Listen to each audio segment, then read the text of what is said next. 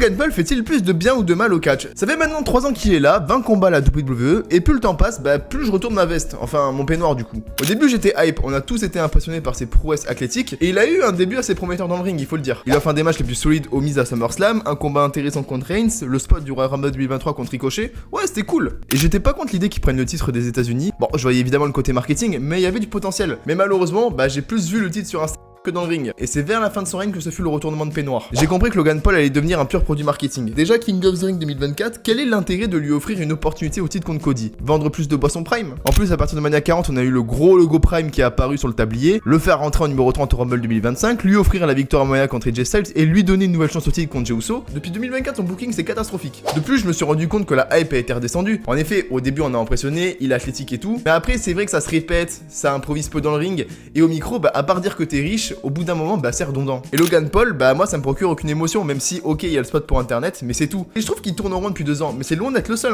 Mais le fait de le voir autant dans le devant de la scène, pour rappel 3 chances au titre mondial en 20 combats, il y a évidemment des catcheurs qui méritent 4 fois plus. Dans une ère où la WWE devient purement capitaliste, ou du moins encore plus qu'avant, faisons des shows en tenant plus de pubs que de catch et en nous donnant des champions qui font plus de super kicks en combat qu'il y a de pubs dans le show. Logan Paul il est un peu à l'image de Prime. Au début c'est assez bon, mais après ça devient vite écœurant. Est-ce que Logan Paul c'est pas le symbole du TKO? L'argent 1, le catch après, même bien après. Ou alors, est-ce que le problème c'est TKO? Donc Logan Paul c'est un problème de TKO? Je sais pas, mais toi t'en penses quoi de Logan Paul?